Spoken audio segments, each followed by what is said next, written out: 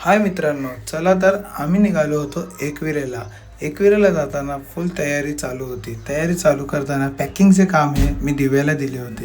दिव्या करत होती फुल जोरदार पॅकिंग. त्यानंतर आमच्या संगती होता आमचा चंगू मंगू म्हणजे वंचितला फिरायला जायचं म्हणजे या हो फुल धमाल चालू होती वंचित. त्यानंतर दिव्या मला विचारत होती तिथे कोणते कपडे घालावे. त्यानंतर मी तिला सजेस्ट केला एक ड्रेस ब्राऊन कलरचा. हा मला फार छान वाटला म्हणून मी दिव्याला सजेस्ट केला की तू हा ड्रेस घाल. ट्रॅव्हलिंगमध्ये जाताना कधी कधी मला लागते भूक आणि मला जमत नाही बाहेरचं जेवण. तर मी दिव्याला सांगितलं माझी फेवरेट भाजी मेथी आणि चपाती ही तू आपल्या डब्याला घे. चपाती भाजी बनवता फारच लेट झाला त्यामुळे आम्ही फास्ट पॅकिंगला लागलो. तसंच मी दिव्यालाही मदत करायला लागलो की तू पॅकिंग कर, काही विसरायला नको म्हणून मी एक एक वस्तू चेक करून घेत. सर्वात प्रथम तो वंचित रेडी झालेला कारण ट्रेनमध्ये जायचं म्हणजे वंचित फार खुश असतो. मम्मा लवकर चल असे वंशीचे सतत नारे चालू होते.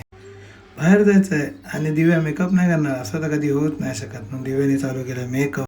फायनली आम्ही विरार स्टेशनला पोचलो. स्टेशनला पोचताच झाली आमची होती ट्रेन मिस. तिथे आला माझा मित्र सुभाष आणि त्याची मुलगी. सुभाष पण आमच्या संगती निघाला होता एकविरा दर्शनाला. आम्ही सगळे ट्रेनमध्ये फायनली आम्हाला ट्रेन तर भेटली. ट्रेनमध्ये बसून वंशित फार खुश होतो. आमच्यासोबत कुठेही जाताना वंशित असेल तर फुल टाईमपास कारण की वंशित प्रश्नावर प्रश्न करत असतो. कुठे जायचं, कधी जायचं, मम्मा तू या ट्रेनमधून जॉबला जाते का. विरारवरून 40 मिनिटात आम्ही पोचलो बोरिवलीला कारण की बोरिवलीवरून होती बस आमची एकविरेची.